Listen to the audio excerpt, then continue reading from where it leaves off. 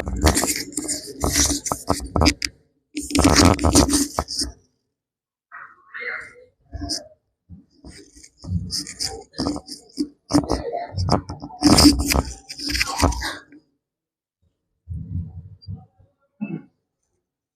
علیکم ورحمۃ اللہ وبرکاتہ۔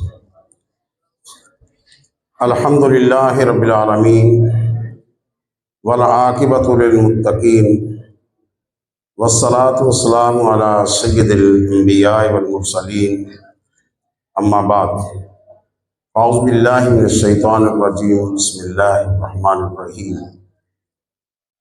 قل هل يستوي الذین یعلمون والذین لا یعلمون۔ سب سے پہلے تو میں ان خوش نصیبوں کو جو بخاری شریف کی تکمیل کر رہے ہیں اور طلباء کے زمرے سے نکل کر علماء کے زمرے میں شامل ہو رہے ہیں،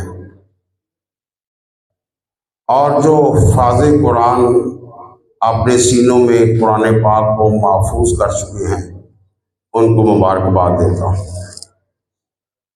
کہ اللہ تبارک و تعالیٰ ان کو عالم با عمل بنائے۔ واقعی علم بڑی چیز ہے، سب سے بڑی دولت اگر اس دنیا میں ہے تو وہ علم ہے۔ فَاعْلَمْ أَنَّهُ لَا إِلَٰهَ إِلَّا اللَّهُ۔ علم کے ذریعے انسان اپنے رب کو پہچانتا ہے۔ شیخ سعدی فرماتے ہیں، بے علم نتواں خدا را شناخت۔ علم کے بغیر تو آدمی اپنے رب کو بھی نہیں پہچان سکتا۔ العلم هو معرفت اللہ و معرفت نبیہ و معرفت دین الاسلام بلاد اللہ۔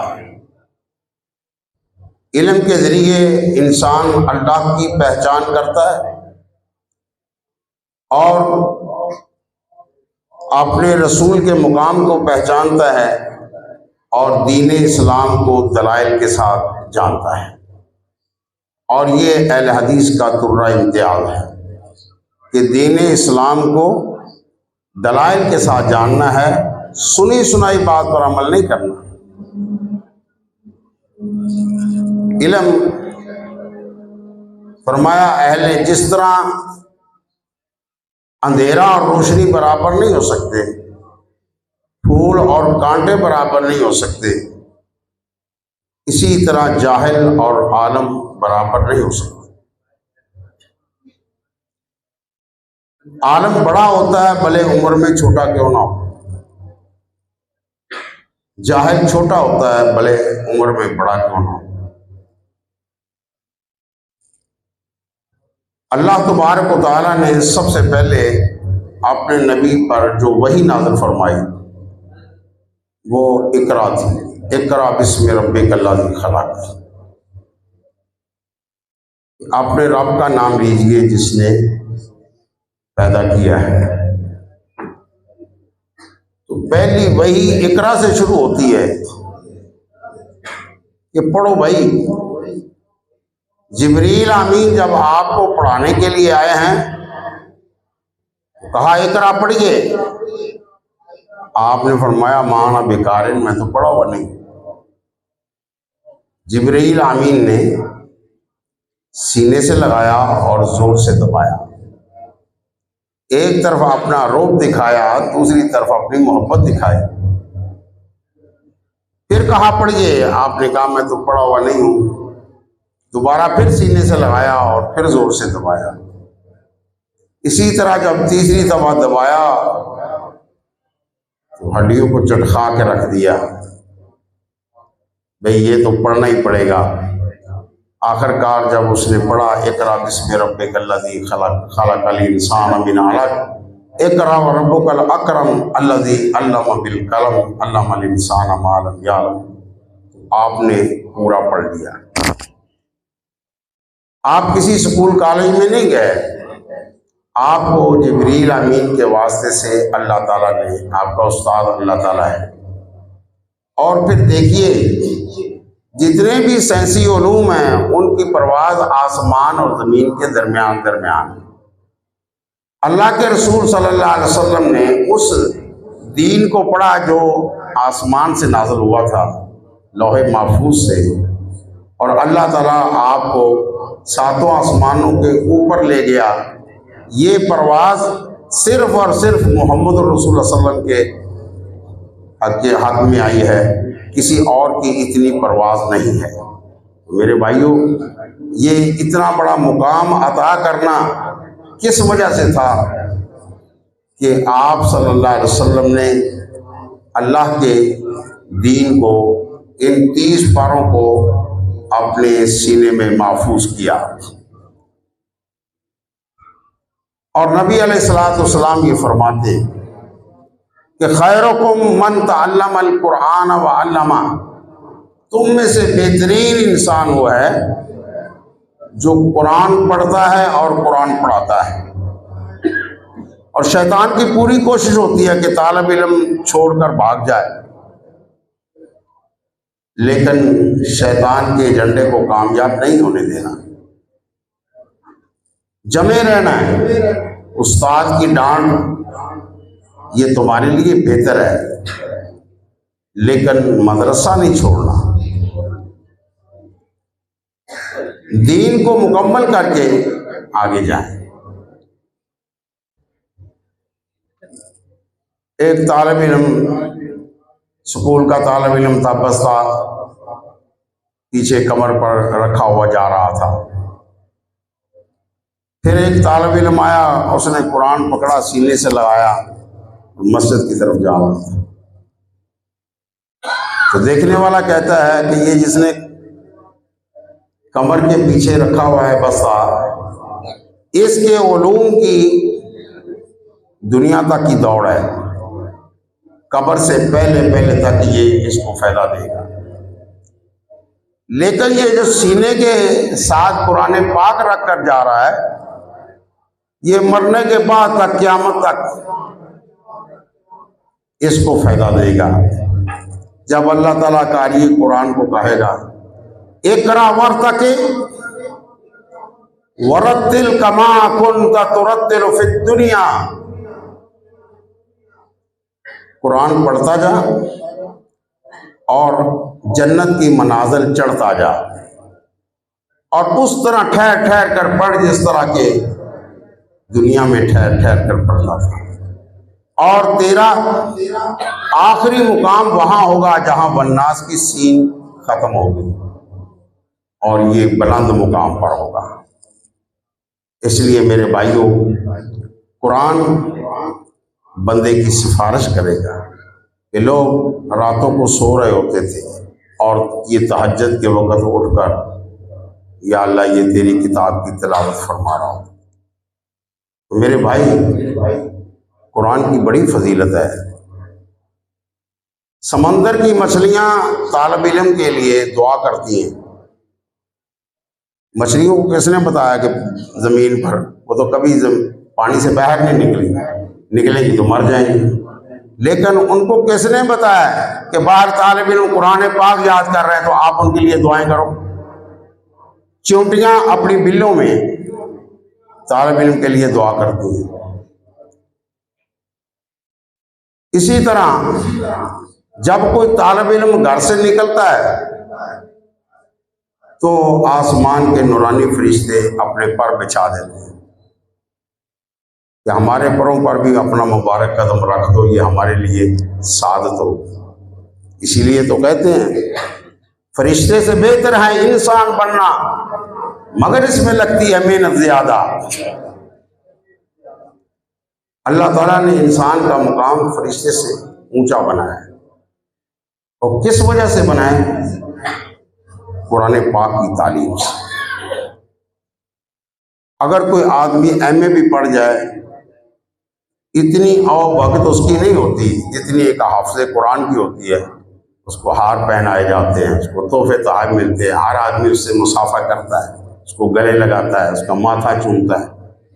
ماں باپ، فرمایا قیامت کا دن ہوگا، حافظ قرآن کے والدین کو لایا جائے گا اور ان کے سروں پر سونے کا تاج رکھا جائے گا۔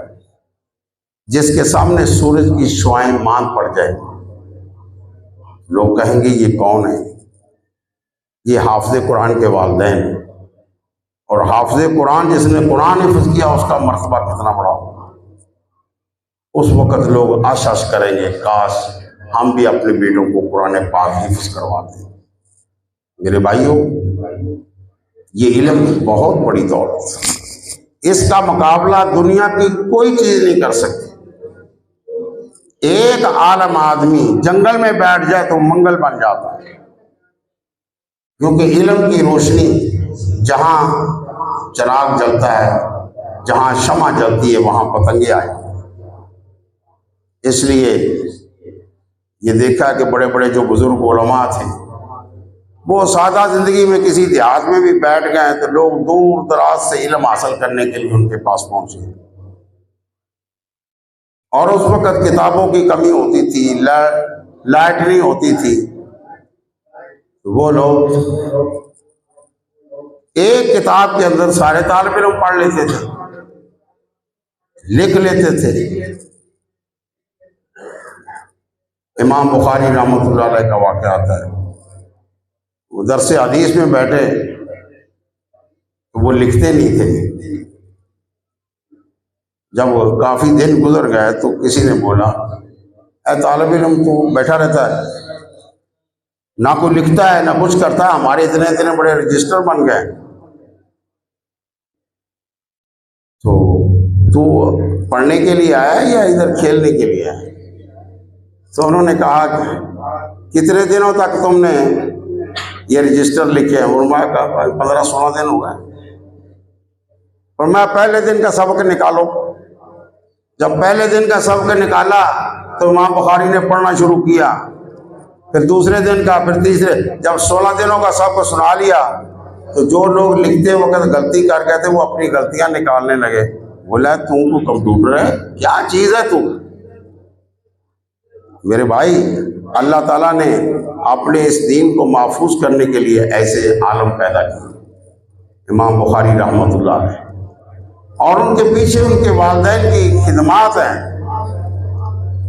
امام بخاری کے والد فرماتے ہیں جب فوت ہونے لگے، بیٹا یہ جو میں ورثہ چھوڑ رہا ہوں، میرے اس ترکے میں حرام تو دور کی بات ہے، ایک شبے کا بھی 1 روپیہ نہیں ہے کہ کوئی شبے کا بھی روپیہ ہو۔ آپ اس کو دین پر خدمت کریں، دین کے لیے آپ اس کو خدمت کریں میرے بھائی۔ اور انہوں نے واقعی دین کے لیے خدمت کی۔ آج اہل حدیث کیا جتنے بھی مکتبہ فکر کے لوگ ہیں، جب ان کے بچوں کی آخری سند دستار بندی ہوتی ہے تو وہ صحیح بخاری کا درس دلوانے کے لیے مجبور ہو جاتے ہیں۔ یہ ایسی کتاب ہے جس کو پوری امت نے قبول کیا ہے، اور یہ امام بخاری رحمۃ اللہ علیہ کی 16 سال کی محنت ہے۔ میرے بھائیوں، اس علم کے ذریعے اللہ تعالیٰ نے اس شخص کو، قد چھوٹا سا تھا، سر بھی چھوٹا تھا، لیکن علم کا ایسا پہاڑ تھا۔ ایک دفعہ بغداد میں گئے تو لوگوں نے کہا کہ آج ان کا امتحان لیتے ہیں۔ ایک آدمی نے 10 سندیں پڑھی اور حدیثیں پڑھی۔ امام بخاری فرماتے ہیں میں نہیں جانتا۔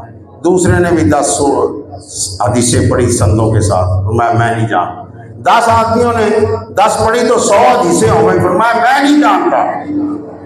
انہوں نے کہا کہ اتنا بڑا عالم سنا ہے یہ کچھ بھی نہیں جانتا۔ فرمایا پہلے آدمی نے یہ 10 حدیثیں پڑھی تھی اس سندوں کے ساتھ، وہ غلط ہے۔ پھر ان 10 حدیثوں کی تصحیح کی کہ اس کی سند یہ ہے اور اس کا متن یہ ہے۔ پھر دوسرے کی 100 حدیثیں ان کی غلط ایک ہی دفعہ سن کر وہ بھی سنا دی، پھر ان کی تصحیح بھی کر دی، تو لوگ سجدے پہ گر گئے کہ اللہ تعالیٰ نے اس شخص کو کتنا حافظہ دیا ہے۔ میرے بھائی، یہ علم کی فضیلت ہے۔ جتنا علم کا تو کوئی سمندر کا کنارہ ہو سکتا ہے، لیکن علم کا کوئی کنارہ نہیں۔ ہمیشہ آدمی طالب علم ہی رہتا ہے۔ من ادعا انہ عالم فہو جاہل، جس شخص نے یہ دعویٰ کر دیا کہ وہ عالم بن گیا، اس کی جہالت کی ابتدا ہے کہ انسان ساری زندگی علم سیکھتا ہی رہتا ہے، طالب علم ہی رہتا ہے، اور علم کا اطلاق قرآن و حدیث پر ہوتا ہے، باقی فنون ہیں۔ اس لیے اس علم کے ساتھ وفا کرو، یہ تمہارے ساتھ جائے گا۔ کیوں کہا من کان آخر کلامہ لا الہ الا اللہ دخل الجنہ، جس کا آخری کلام لا الہ الا اللہ ہوگا جنت میں داخل ہوگا۔ تو انسان کو سب سے پہلے لا الہ الا اللہ پڑھایا جاتا ہے، اور مرتے وقت بھی کہا گیا کہ لا الہ الا اللہ کی تلقین کرو۔ من یرد اللہ بہ خیرا یفقہہ فی الدین، اللہ تعالیٰ جس شخص کے ساتھ بھلائی کا ارادہ رکھتا ہے، خیر خائی کا ارادہ رکھتا ہے، اس کو دین کی سمجھ عطا فرماتا ہے۔ آج تک کوئی عالم دین بھوکا نہیں سویا اور نہ بھوک سے مرا ہے۔ اللہ تبارک و تعالیٰ اپنی رحمت سے، اپنے فضل سے ان کو عنایت فرماتا ہے۔ کم تنخواہوں پر کام کرتے ہیں لیکن چہرے سرخ ہیں خوشی سے۔ نظر اللہ عمران سامعہ مقالتی، اللہ تعالیٰ اس شخص کی چہرے کو سرسبز و شاداب رکھے، اس کا چہرہ کبھی مرجھائے نہیں، جو میری حدیث کو سنتا ہے۔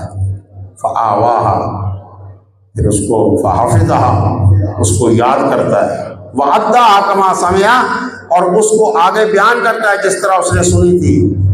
اللہ تعالیٰ کبھی اس کے چہرے کو مرجھانے نہیں دیتا۔